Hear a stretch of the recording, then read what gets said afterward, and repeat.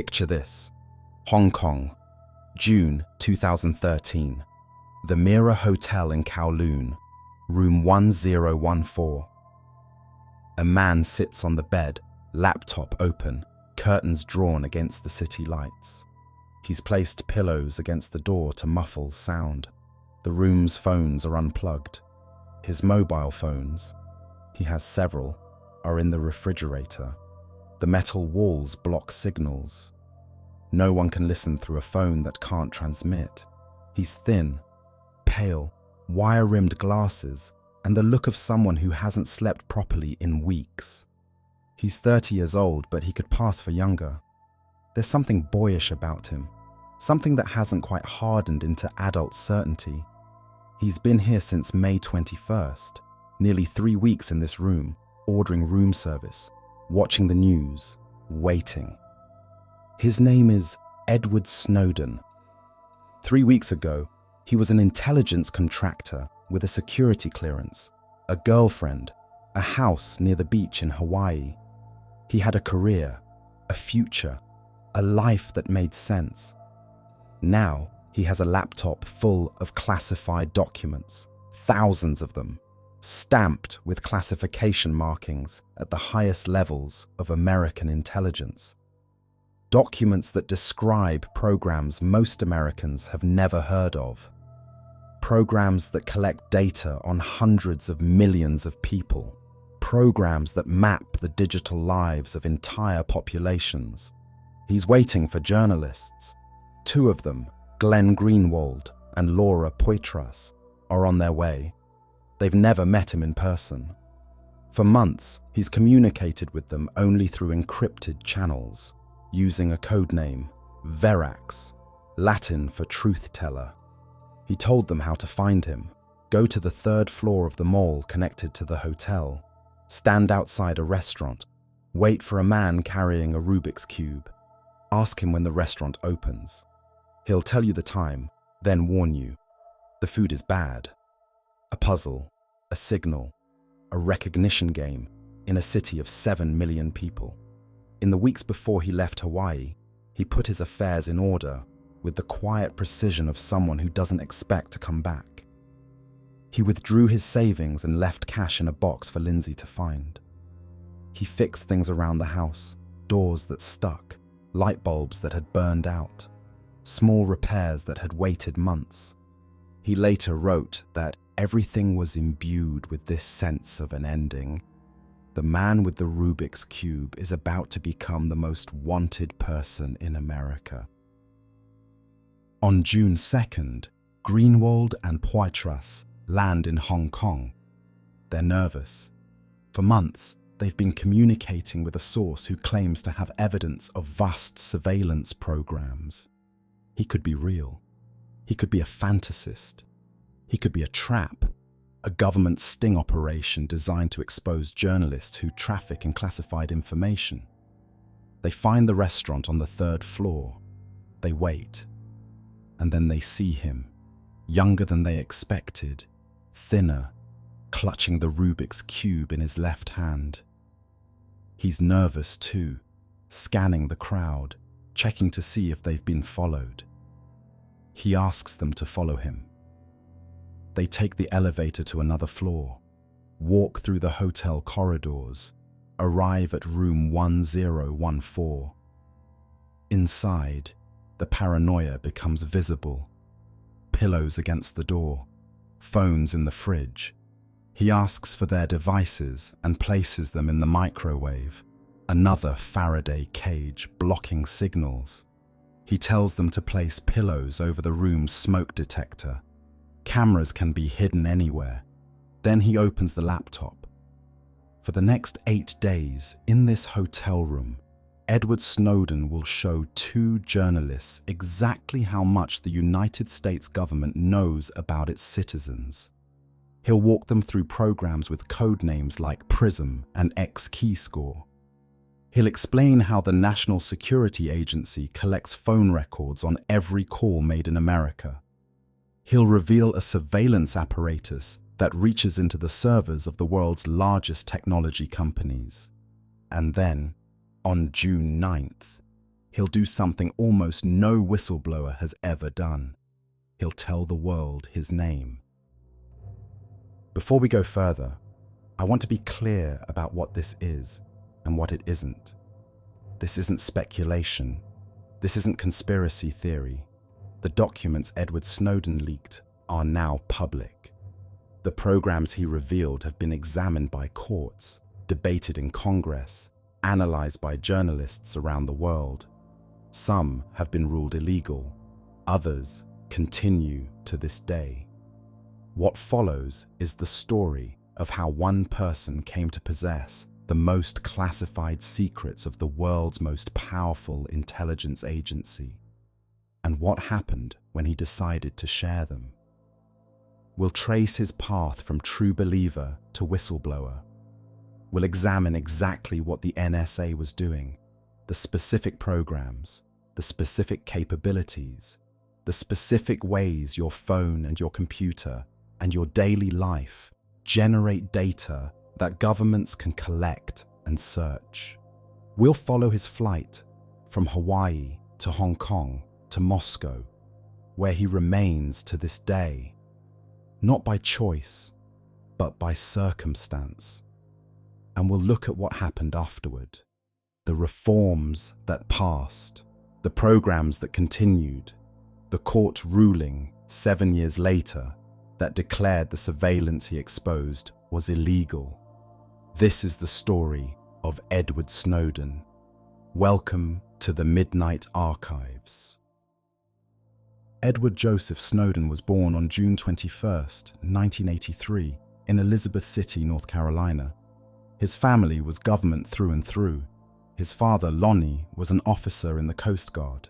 His mother, Wendy, worked as a clerk at the Federal District Court in Baltimore. His grandfather had been a rear admiral in the Coast Guard, stationed at the Pentagon on September 11, 2001. Public service wasn't just a career path. It was the family tradition. It was what Snowdens did. They moved to Maryland when Edward was young. He grew up in the shadow of Fort Meade, home to the National Security Agency. Though he didn't know then what those buildings contained, what kind of work happened behind those fences. To him, they were just part of the landscape, government buildings in a government town. He was a bright kid, but not a distinguished student. He dropped out of high school in his sophomore year, bored, restless, not suited to the structure. He later earned his GED and took classes at a community college. But his real education happened elsewhere. He found it on the internet. In the late 1990s and early 2000s, online communities were forming around shared interests in technology, security, hacking. Snowden was drawn to this world. He spent hours in chat rooms and forums, learning from people who understood how systems worked, how they could be built, how they could be broken, how information flowed through networks. He went by the username The True Hoo-Ha. He was curious, argumentative, opinionated. He believed in the internet as a space of freedom. He believed in technology as a tool for individual empowerment. Then came September 11th, 2001. Snowden was 18 years old when the towers fell. Like millions of Americans, he watched the coverage in horror. Like millions of Americans, he felt something shift in his understanding of the world. The country was under attack. The country needed defending. But for Snowden, this wasn't abstract. His grandfather was at the Pentagon that day. The plane that hit the building crashed just 200 yards from his office. He survived, but others didn't. The attacks made it personal. Snowden wanted to serve. He enlisted in the United States Army in 2004. He didn't want a desk job. He wanted to be in the fight. He signed up for a program that would funnel him towards special forces, the elite units that would be hunting down the people responsible for September 11th. Basic training at Fort Benning, Georgia. He pushed himself hard, too hard. During an exercise, he broke both of his legs. The injuries were severe enough that he couldn't continue. He received an administrative discharge. His military career was over before it began, but a drill sergeant told him something he would remember. There are other ways to serve your country. Not everyone fights with a rifle. Snowden's technical skills opened doors that his incomplete formal education might have closed. He was good with computers, not just good, exceptional. He understood systems at a level that made him valuable to agencies that were desperately trying to modernize after September 11th. In 2006, the CIA hired him for a position in their Global Communications Division. He would help manage the agency's IT infrastructure, the networks and servers that intelligence officers around the world depended on. He received a security clearance, then a higher one. He moved through the bureaucracy quickly, proving himself reliable and skilled. In 2007, he was stationed in Geneva, Switzerland, working under diplomatic cover. Officially, he was an IT specialist at the American mission to the United Nations. Unofficially, he was maintaining the CIA's computer network in Europe. He was good at his job. He saw things most people never see, how intelligence operations actually work, the tools and methods and daily reality of espionage. Something happened in Geneva that stayed with him. He later described an operation where CIA officers targeted a Swiss banker who had access to financial information the agency wanted. The plan was to compromise him, get him drunk, encourage him to drive home, then arrange for him to be arrested for DUI. Once he was in legal trouble, a CIA operative would befriend him, offer to help, and eventually recruit him as an asset. The operation worked. The banker was compromised, recruited, used. Snowden watched this unfold and felt uneasy. The banker wasn't a terrorist. He wasn't a threat to anyone. He was just a person with access to information the CIA wanted, and they had destroyed his life to get it. This wasn't what Snowden had signed up for. He had wanted to protect America from the people who attacked it. This felt like something else: manipulation, exploitation, power exercised without accountability. He didn't act on these doubts, not yet, but they stayed with him. In 2009, Snowden left the CIA to work as a contractor, first for Dell, then for Booz Allen Hamilton. Both companies had lucrative contracts with the NSA.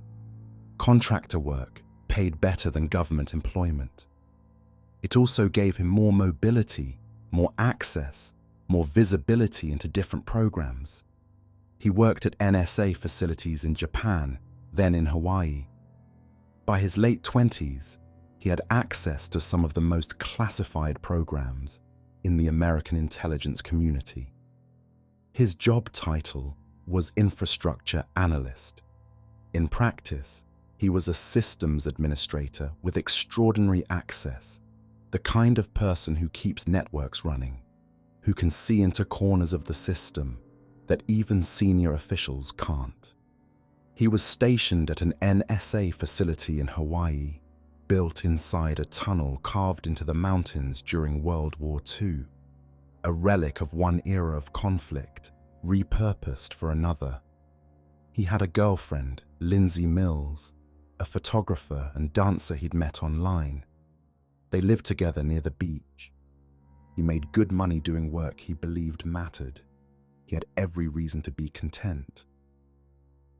The more access Snowden gained, the more he saw that troubled him. It wasn't any single program. It was the scope, the scale, the gap between what officials said publicly and what the documents showed was actually happening. He watched intelligence briefings describe targeted surveillance, going after specific suspected terrorists with specific warrants.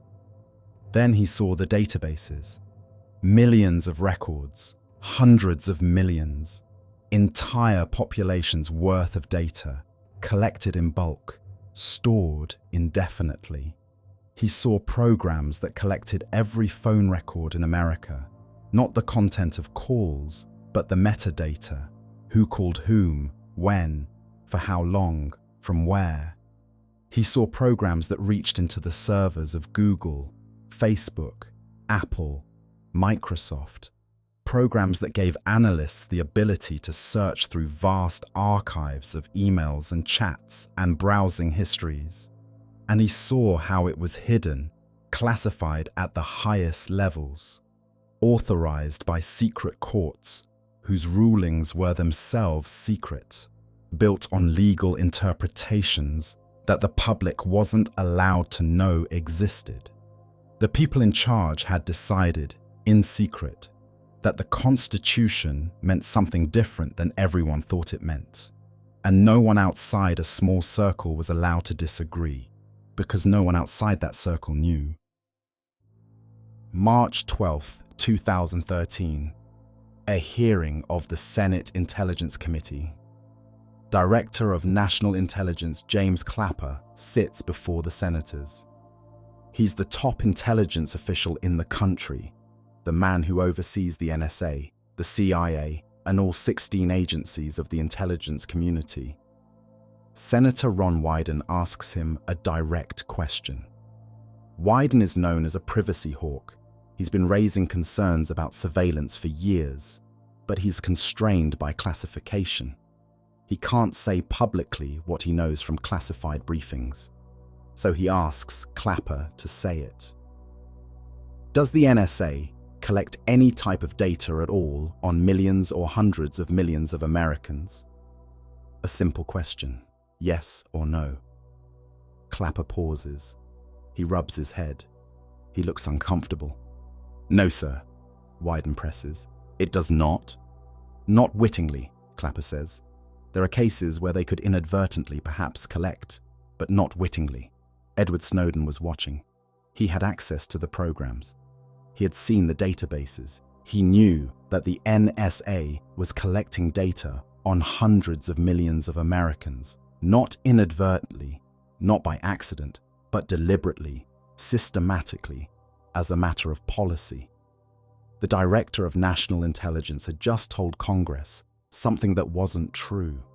Months later, after Snowden's revelations, Clapper would call his statement clearly erroneous. He would say he had misunderstood the question, or given the least untruthful answer he could give in an unclassified setting. The phrase least untruthful became infamous. It captured something about how the intelligence community operated in a world where truth was classified and lies were considered acceptable as long as they were technically deniable. Snowden watched the testimony and saw something clearly. The people in charge were not being honest. They were not being honest to the institution that was supposed to provide oversight. If Congress didn't know the truth, the public had no chance. Someone had to tell them. To understand what Snowden revealed, you have to understand what the NSA had built. Start with PRISM. PRISM was a system that allowed the NSA to collect data from 9 of the world's largest technology companies: Microsoft, Yahoo, Google, Facebook, Paltalk, YouTube, AOL, Skype, and Apple. Through PRISM, the NSA could obtain emails, photographs, video files, voice and video calls, social networking details, login information, and file transfers. Not through hacking, through a legal framework that compelled these companies to provide access. The way it worked, the NSA would submit a request through a secure portal. The companies would retrieve the relevant data and deliver it.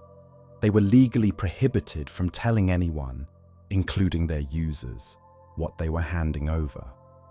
The NSA considered PRISM the #1 source of raw intelligence used for NSA analytic reports. According to internal documents, it accounted for 91% of the NSA's internet traffic acquired under Section 702 of the Foreign Intelligence Surveillance Act. 91%. Nearly all of the NSA's internet intelligence flowed through this single program, drawing data from the companies that billions of people trusted with their digital lives. If PRISM was how the data came in, XKeyscore was how analysts searched it. XKeyscore was described in NSA training materials as an analytic framework, a search engine for surveillance. It allowed analysts to dig through the vast pools of data that PRISM and other programs collected. The Guardian called it the NSA's Google. In an interview, Snowden explained what it could do. I, sitting at my desk, could wiretap anyone, from you or your accountant, to a federal judge, to even the president, if I had a personal email. The system ran on Linux, using Apache web servers and MySQL databases. It ingested data continuously from internet traffic flowing through fiber optic cables. An analyst could type in an email address, a phone number, a name. The system would return everything associated with that identifier: emails, chats, browsing history, login records. No warrant required for the initial search. An analyst could query the database based on what the NSA called reasonable articulable suspicion, a standard far lower than probable cause. To encourage analysts to master the system, the NSA incorporated gamification features. Good performance earned skills points. Analysts could unlock achievements. Training units competed to see who could accumulate the highest scores. They had turned surveillance into a video game. The NSA didn't work alone. For decades, the United States had maintained intelligence sharing agreements with 4 close allies: the United Kingdom, Canada, Australia, and New Zealand. Together, they were known as the Five Eyes. Under these agreements, the 5 countries shared surveillance infrastructure, data, and techniques. If one country collected something, the others could access it. The British agency GCHQ, Government Communications Headquarters, operated programs that complemented and sometimes exceeded what the NSA could do. One program, called Tempora, tapped directly into the fiber optic cables that carry internet traffic in and out of the United Kingdom. GCHQ could store the content of communications for 3 days and the metadata for 30 days, creating a rolling buffer of virtually everything that passed through. Snowden said of GCHQ, "They are worse than the US." The Five Eyes arrangement created a kind of surveillance network that circled the globe. Data that one agency was prohibited from collecting on its own citizens might be collected by a partner agency instead, and then shared. The boundaries between domestic and foreign surveillance blurred. All of this was authorized by a court that most Americans had never heard of. The Foreign Intelligence Surveillance Court, the FISA Court, was created in 1978 to provide judicial oversight of intelligence collection. Its judges met in secret. Its proceedings were classified. Its rulings were not published. In theory, the FISA Court was a check on executive power, a way to ensure that surveillance requests met legal standards. In practice, it had become something else. The court heard only one side of each case, the government's. There was no adversarial process, no defense attorney, no one to argue against the surveillance request. Judges reviewed applications from intelligence agencies and almost always approved them. Between 1979 and 2012, the FISA court approved 33,949 surveillance requests. It denied 11. That's an approval rate of 99.97%. Beyond individual surveillance orders, the FISA court had begun issuing sweeping legal interpretations that redefined what the law meant.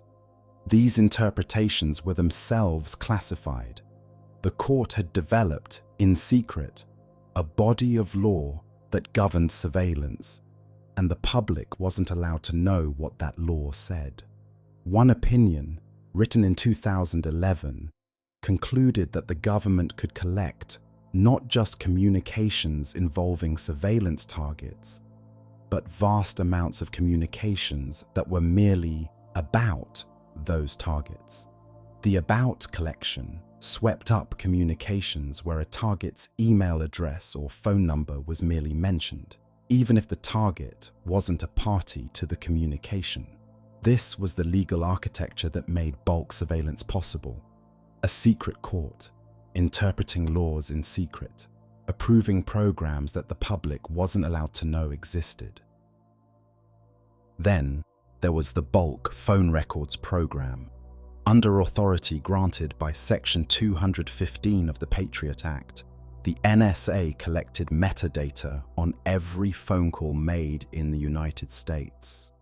Not the content of calls, the data about them, the numbers involved, the time of the call, the duration, the location of the callers.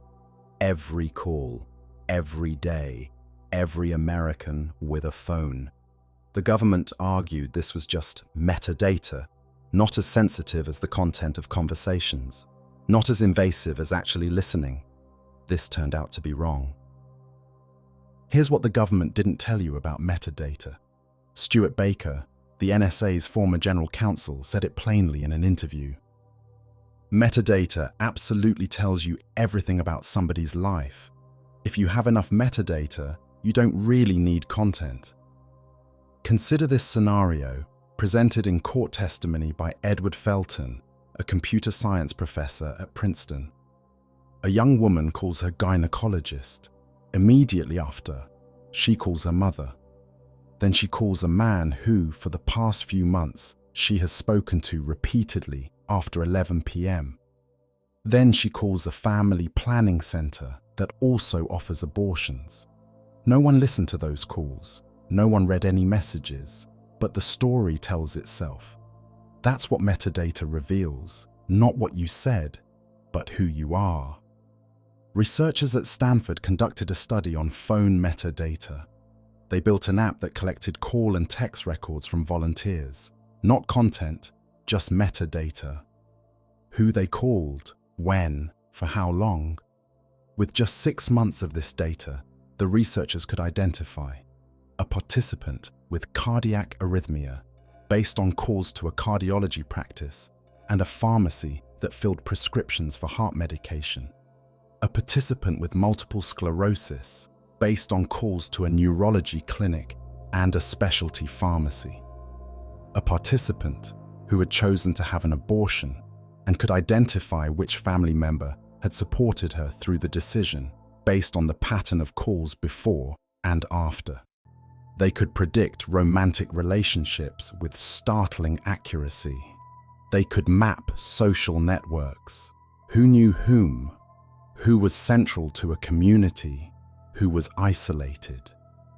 They could infer religious affiliations based on calls to churches, mosques, synagogues. They could identify gun owners from calls to firearms dealers, all from metadata, all from who called whom and when. The researchers noted that their tools were relatively simple. The NSA, with its vast resources and sophisticated analysis capabilities, could do far more. Consider what the NSA's two-hop rule meant in practice. When analysts investigated a target, They were authorized to examine not just that person's communications, but the communications of everyone that person contacted, the first hop, and everyone those people contacted, the second hop. The Stanford researchers calculated what this meant mathematically. Starting from a single phone number, a two-hop search could encompass more than 25,000 individuals. 25,000 people connected to one seed number.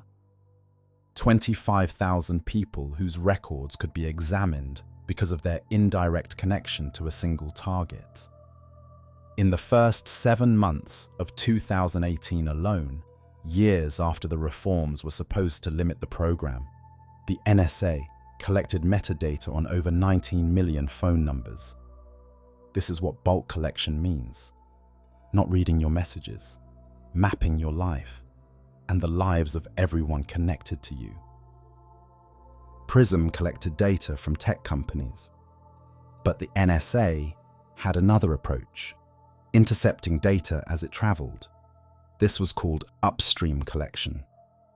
The physical infrastructure of the internet, the fiber optic cables that carry data across oceans and between continents, runs through specific points, junction boxes, landing stations, choke points where vast amounts of traffic converge. The NSA, working with telecommunications companies and partner agencies, installed collection equipment at these points. They didn't need to ask Google for your email. They could copy it as it traveled through the cables. An internal NSA presentation boasted that upstream collection allowed the agency to collect communications as data flows past. The British program Tempora was similar. According to documents Snowden revealed, GCHQ was tapping fiber optic cables and storing vast volumes of data. The NSA had access to that data through the Five Eyes arrangement. Together, the programs could intercept virtually any internet traffic. Not targeted interceptions of specific suspects, but bulk collection of everything that flowed through. The documents showed that by March 2013, the NSA had collected 97 billion pieces of intelligence from computer networks worldwide in a single month. It went beyond communications. The NSA tracked financial data through a unit called Follow the Money. They monitored credit card transactions, bank transfers, international payments. They had access to data from SWWIFT, the system that handles most international money transfers. They monitored the communications of world leaders, including allies. German Chancellor Angela Merkel's cell phone was tapped. So were the phones of Brazilian President Dilma Rousseff and Mexican presidents past and present. They conducted surveillance on international organizations, including the United Nations and the European Union. When the UN was debating Syria policy, the NSA was reading the internal communications of delegations. They gathered data on corporations, including Brazil's oil company, Petrobras. Snowden alleged the NSA engaged in industrial espionage, gathering economic intelligence that had nothing to do with national security. The scope kept expanding. The mission kept creeping. Collect everything, store everything, search it later. And all of it was classified. All of it was hidden behind legal interpretations that the public wasn't allowed to see. Until Edward Snowden opened his laptop in room 1014. Snowden didn't act impulsively. He planned carefully over months. His first attempt to reach a journalist failed. In December 2012, he contacted Glenn Greenwald, a columnist for The Guardian who had been writing critically about government surveillance and civil liberties for years. Snowden sent him an encrypted email asking him to set up secure communications. Greenwald didn't respond. He wasn't set up for the kind of security Snowden required. He found the encryption process confusing and put it off. Snowden was frustrated, but not deterred. He made a 12-minute video tutorial explaining how to install and use encryption software. He sent it to Greenwald with the subject line, GPG for journalists. Greenwald still didn't follow through. The story might have ended there, so Snowden tried someone else, Laura Poitras. Poitras was a documentary filmmaker who had spent years making films about the war on terror. Her work had drawn attention from the government. She'd been detained and questioned at airports more than 40 times. Her equipment had been confiscated. She knew she was being watched. Because of this, she knew how to communicate securely. She had learned the tools that Greenwald hadn't bothered to install. In January 2013, Snowden sent her an encrypted email. He didn't identify himself.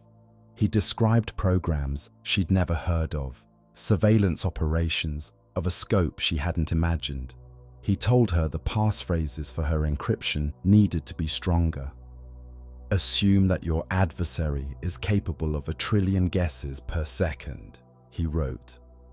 At the end of each description of a surveillance program, he wrote some version of the same phrase. This I can prove. Poitras read the message, then disconnected from the internet and deleted it from her computer. I thought, okay, if this is true, my life just changed, she later said. She reached out to Greenwald. This time, he paid attention. For months, Snowden gathered documents. He was methodical about what he took. Not everything he could access, but specific evidence of specific programs. He wanted to prove what he was saying, not simply dump data.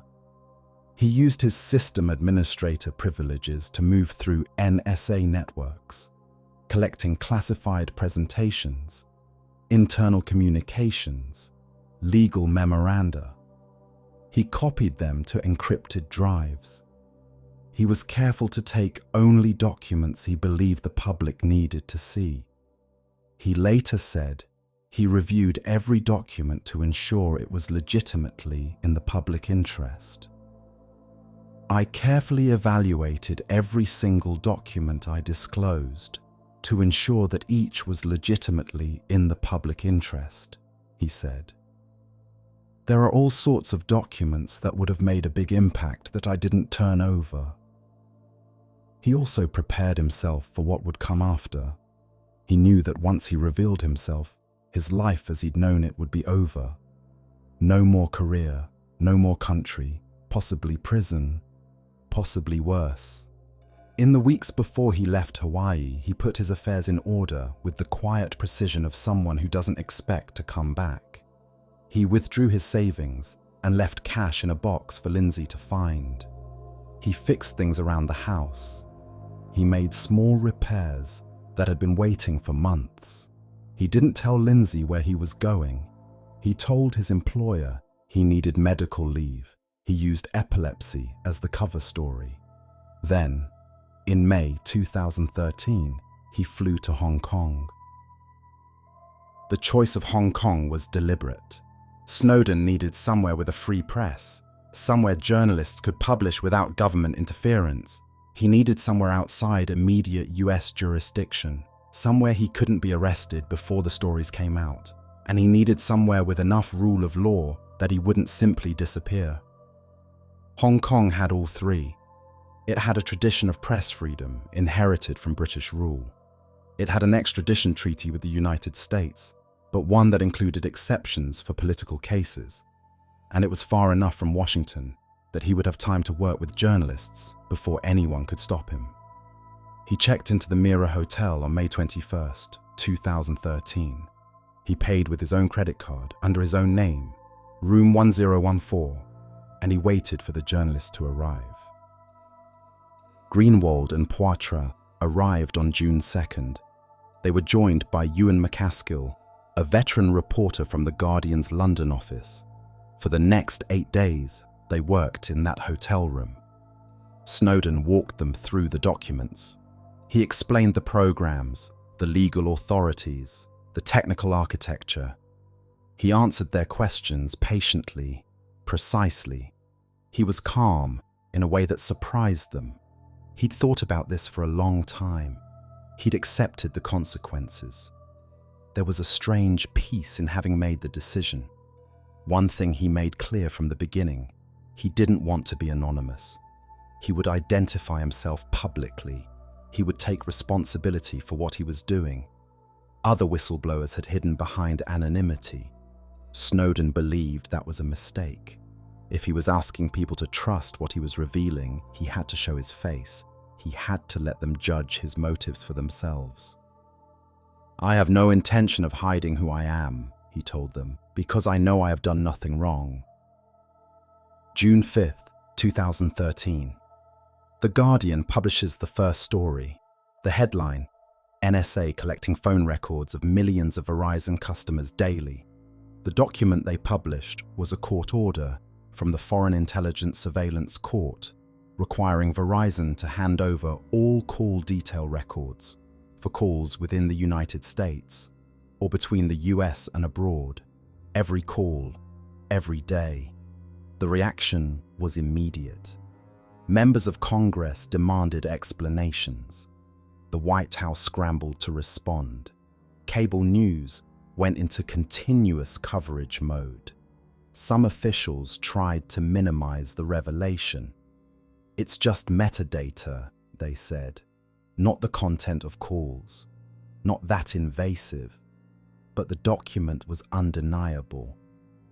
A secret court had ordered a telecommunications company to hand over records on every call its customers made. This wasn't targeted surveillance. This was bulk collection. June 6th. The Washington Post and The Guardian both published stories about PRISM. The NSA has been collecting data from 9 major technology companies. The tech companies issued carefully worded denials. They hadn't heard of a program called PRISM. They didn't provide direct access to their servers. The truth was more complicated. They provided data through a secure portal in response to legal demands they weren't allowed to discuss publicly. The semantics mattered to lawyers. To ordinary users, the effect was the same. Their data was flowing to the NSA. The stories kept coming. XKeyscore, upstream collection, surveillance of foreign leaders, the secret legal interpretations of the FISA court. Each day brought new revelations. June 9th, 2013. The Guardian publishes a video interview with their source. Poitras had filmed it in the hotel room. Snowden sits against a plain background.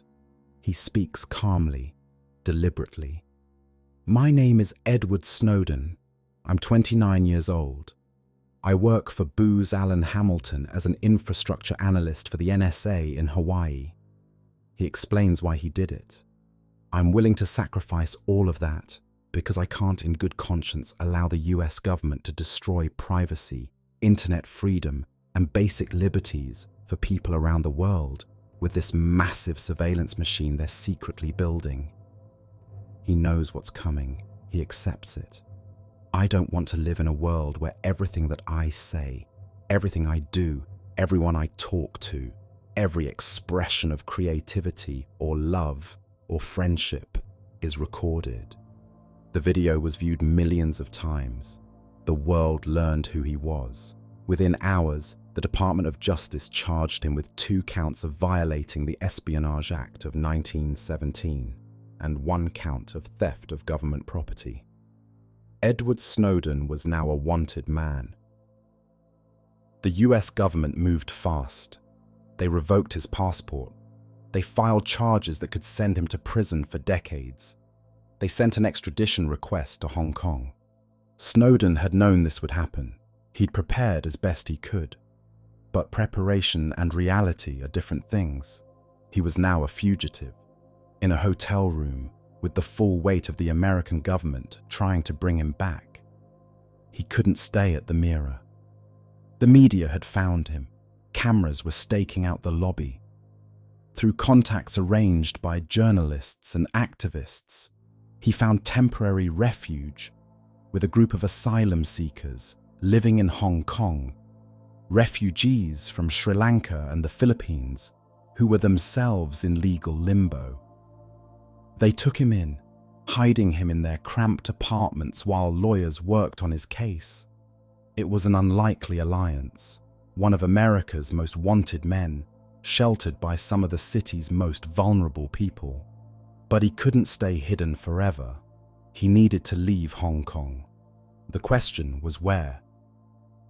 Snowden applied for asylum in more than 20 countries: Ecuador, Iceland, Austria, Bolivia, Brazil, Finland, France, Germany, India, Ireland, Italy, the Netherlands, Nicaragua, Norway, Poland, Russia, Spain, Switzerland, Venezuela, China. Most didn't respond. Some explicitly refused. Others indicated privately that they were too afraid of American pressure to help. The US made clear that any country that aided Snowden would face consequences. This wasn't an ordinary extradition case. This was about sending a message. On July 2nd, they demonstrated just how far they would go. The plane of Bolivian President Evo Morales was flying back from a conference in Moscow. US intelligence suspected, incorrectly, that Snowden might be aboard. Austria, France, Portugal, and Spain all closed their airspace to the presidential aircraft. The plane was forced to land in Vienna. Austrian officials searched it. Snowden wasn't there. He'd never been there, but the message was unmistakable. The United States was willing to violate the diplomatic norms protecting a head of state's aircraft to catch one man. No country that helped him would be safe from pressure. WikiLeaks helped arrange his departure from Hong Kong. Sarah Harrison, a British journalist and activist working with the organization, would accompany him. The plan: fly from Hong Kong to Moscow. From Moscow, take a connecting flight to Cuba, then onward to Ecuador or another Latin American country that might offer asylum. On June 23, 2013, Snowden boarded an Aeroflot flight to Moscow's Sheremetyevo airport. He was leaving everything behind: his country, his family, his former life. But something happened mid-flight. The US government, which had been tracking his movements, revoked his passport while he was in the air. When he landed in Moscow, he couldn't board his connecting flight. He couldn't leave the airport. He was stuck in the transit zone, legally not in Russia but unable to go anywhere else. He was trapped. For 39 days, Edward Snowden lived in Sheremetyevo Airport. He slept in the transit lounge on airport seats. He ate at airport restaurants. He used airport bathrooms. He had no clothes except what he was wearing. Sarah Harrison stayed with him, helping manage communications and legal negotiations. The transit zone was a kind of limbo, technically international territory, not Russian soil. He couldn't enter Russia without permission. He couldn't leave without a valid passport. His lawyers worked frantically, trying to find a country that would accept him. Their applications kept coming back rejected or unanswered. The United States continued pressuring every nation that might consider offering asylum. Venezuela indicated some interest, but Snowden would have had to fly through airspace controlled by US allies to get there. After the Morales incident, that route was closed. The days stretched on: 1 week, 2 weeks, a month. On August 1st, 2013, Russia granted Snowden temporary asylum for 1 year. He was allowed to leave the airport. He was given permission to live and work in Russia. He was, for the moment, safe. The White House expressed extreme disappointment. President Obama cancelled a planned summit meeting with Vladimir Putin. Relations between the two countries, already strained over Syria and other issues, grew colder. But Snowden was out of the transit zone. He could stop sleeping on airport furniture. He moved to an undisclosed location in Moscow. He began, slowly, to build something resembling a life. His asylum was later extended. In 2020, he received permanent residency. In 2022, he was granted Russian citizenship. He remains there today. Snowden didn't choose Russia. He was trapped there, but Russia chose to keep him. There's no extradition treaty between Russia and the United States. Legally, Russia wasn't obligated to hand him over, but that doesn't fully explain why they granted asylum. Why absorb the diplomatic cost? Several factors were at play. For Russian state media, Snowden was a propaganda gift. Here was proof that the United States, which had spent years lecturing Russia about surveillance and human rights, was conducting mass surveillance on its own citizens. Russian television called the NSA revelations a resounding flop of the American special services, the biggest one in history. Putin himself framed it as American incompetence. At an economic forum, he said, "He turned up on our territory because of non-professional actions of the Americans themselves, who tried to catch him." There was also an element of revenge. For years, the United States had criticized Russia's human rights record. Congress had passed the Magnitsky Act in 2012, imposing sanctions on Russian officials connected to the death of Sergei Magnitsky, a Russian whistleblower who died in prison after exposing government corruption. Putin saw Snowden as a mirror to hold up to America. You lecture us about whistleblowers? You condemn us for surveillance? And here is how you treat your own. Margarita Simonyan, head of the Russian state network RT, put it bluntly. Russia is showing the world that it's okay to do something that the US really doesn't want. Nothing will happen. Do we have to give him away just because the US wants so? We don't think so. And there were practical considerations. Russian polls showed a majority supported giving Snowden asylum. It was popular domestically. It played well internationally, especially in countries skeptical of American power. The irony wasn't lost on observers. Russia is not a haven for free speech. Independent journalists face harassment, imprisonment, worse. Opposition figures have been poisoned. Media outlets that criticize the Kremlin face closure or are driven out of the country entirely. One Russian journalist, asked about the contradiction, put it simply, "If you are looking for a country which is more free than the United States, Russia would not be your next choice." Snowden knows this. He's been publicly critical of Russia's human rights record, including criticizing Putin by name. He's spoken out against Russian surveillance laws. He hasn't been a propaganda tool for the Russian government, at least not a willing one. He says Russian intelligence approached him when he first arrived. They wanted him to cooperate.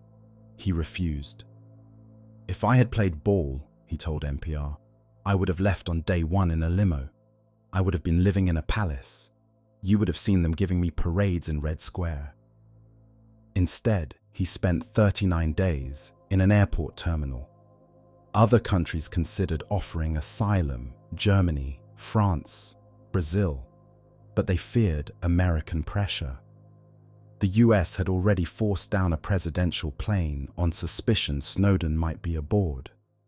Russia was the only country willing to absorb the cost. Julian Assange, who advised Snowden during his flight, later explained the calculation. While Venezuela and Ecuador could protect him in the short term, over the long term, there could be a change in government.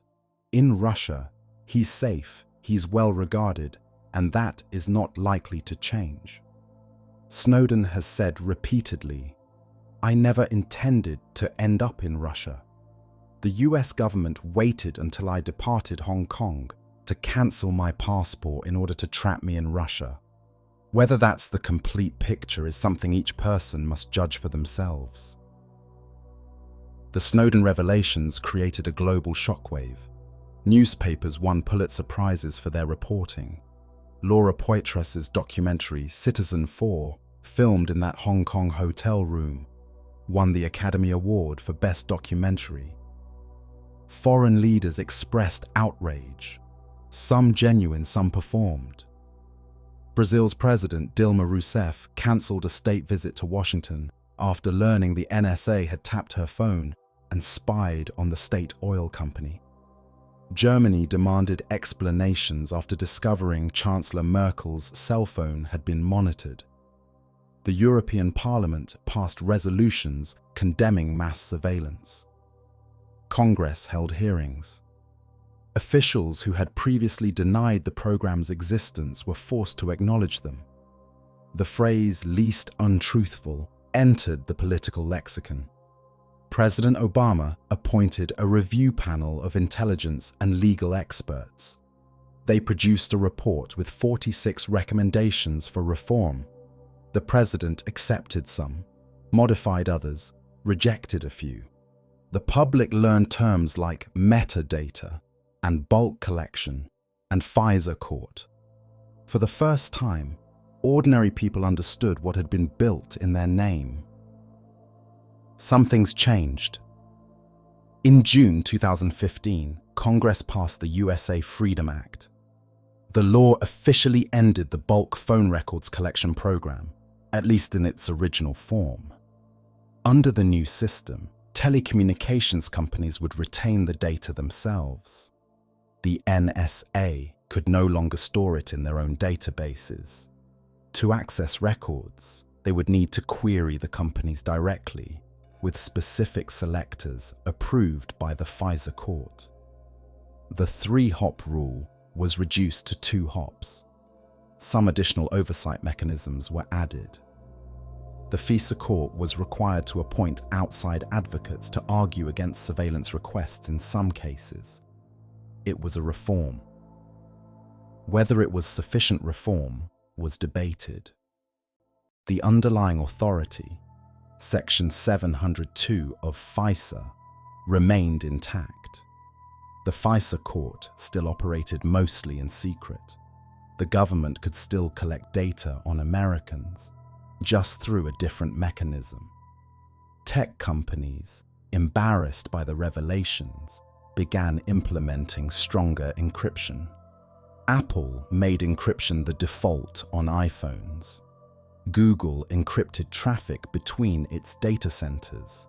Companies began publishing transparency reports about government data requests. Whether these changes were genuine commitment to privacy or public relations remained debated.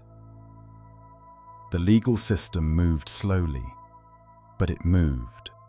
On September 2nd, 2020, 7 years after the revelations, the Ninth Circuit Court of Appeals ruled on the bulk phone records program.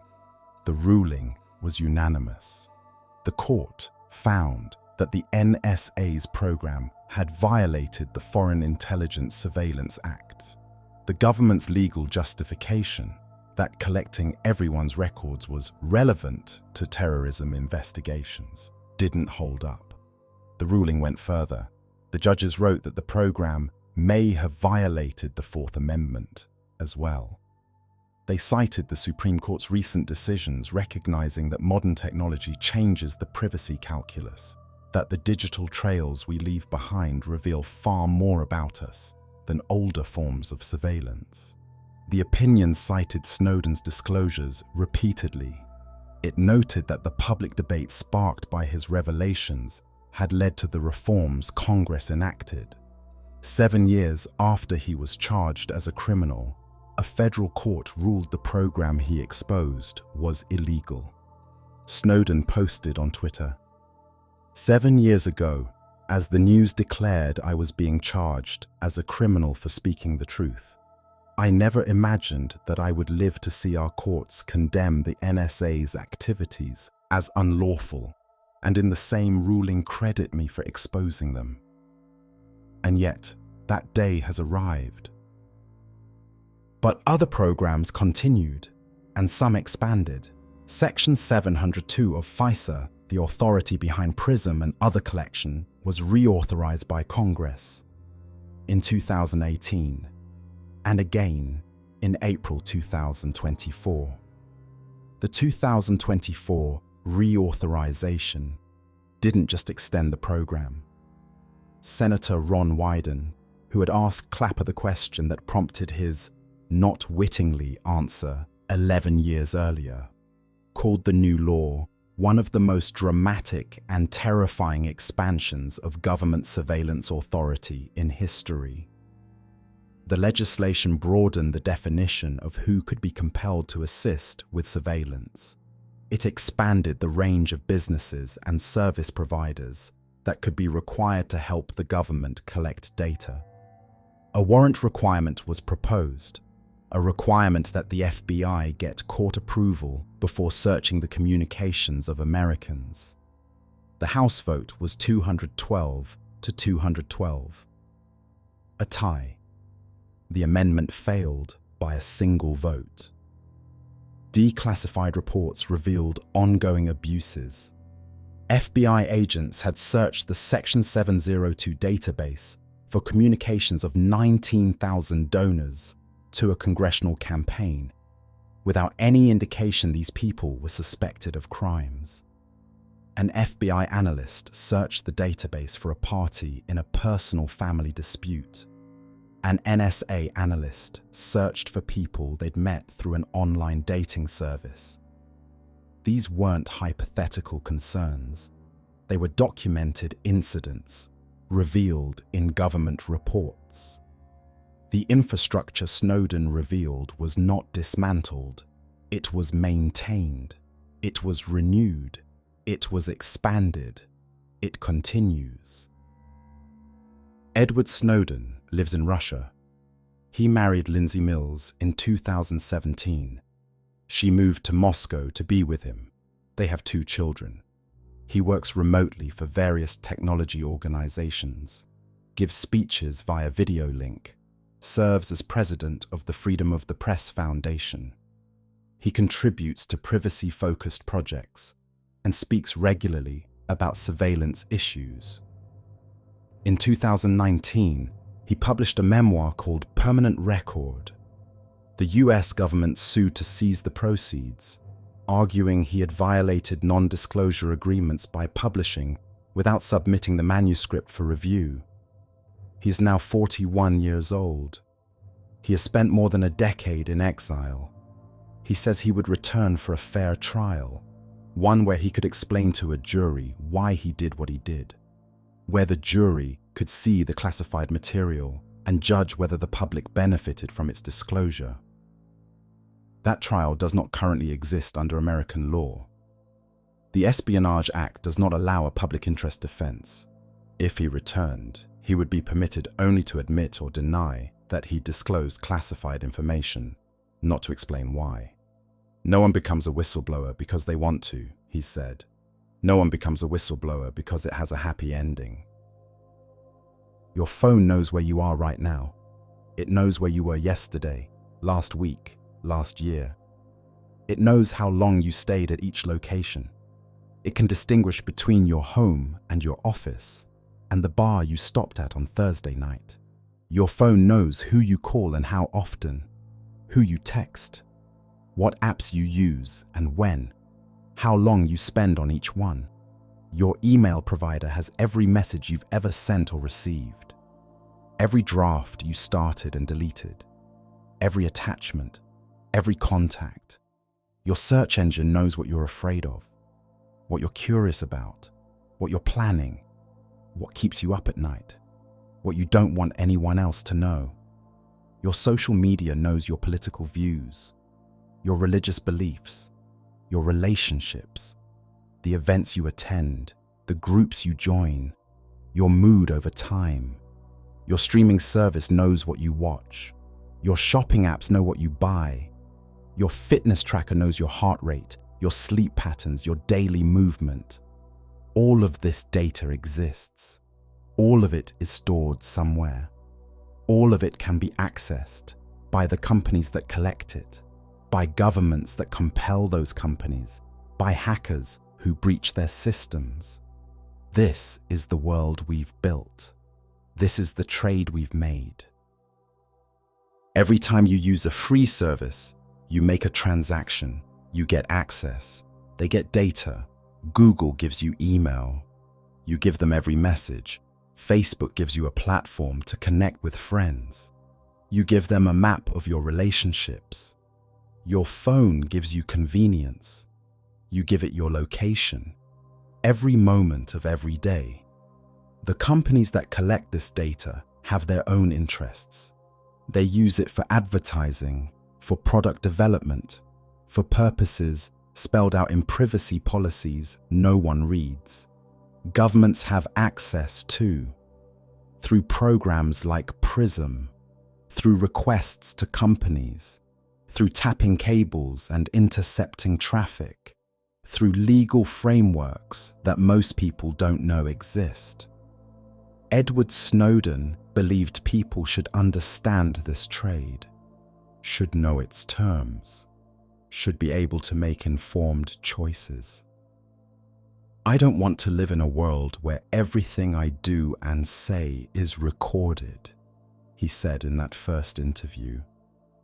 That is not something I am willing to support or live under. Whether Snowden was a hero or a traitor remains contested. To his supporters, he revealed illegal programs that the public had a right to know about. He sparked a global debate about surveillance and privacy. He sacrificed everything, his career, his country, his freedom, for a principle. To his critics, he broke the law. He damaged national security. He gave adversaries insight into American intelligence capabilities. He had no right to unilaterally decide what should be classified. Both positions have serious people who hold them. Both reflect genuine values.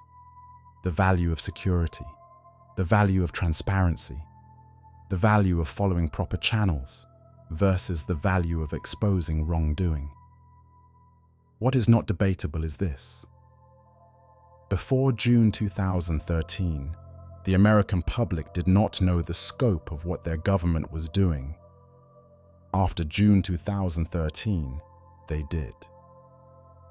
What the courts decided is a matter of record.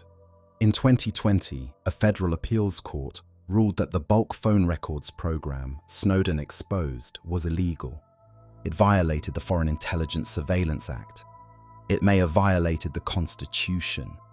That ruling came 7 years after he was charged with crimes, 7 years after he fled, 7 years after the government called him a traitor. The program he exposed was ruled unlawful. The man who exposed it remains charged with espionage. The surveillance continues under different authorities. The debate continues about where the lines should be drawn. Room 1014, June 2013. A man with a Rubik's Cube, waiting for journalists who will change his life and maybe change the world. He was 30 years old. He had a house near the beach, a girlfriend who loved him, a career that gave him purpose, a future that made sense. He gave all of it up because he believed you had a right to know what your government was doing. He believed that surveillance without accountability was dangerous. He believed that if people understood what was being done in their name, they would demand change. He was right about some things, perhaps wrong about others. The change he hoped for has been partial at best. He sits in that hotel room, documents on his laptop, knowing that within days, his face will be everywhere and he'll never go home again. In the comments, tell me, did you know about these programs before tonight? Has what you learned changed how you think about the devices in your pocket, about the data you generate every day? Edward Snowden bet everything on a belief that the truth matters even when it's classified, that people deserve to know when their government is watching them. 11 years later, we're still deciding what to do with that truth. The surveillance continues. The debate continues. The question remains. This has been the Midnight Archives.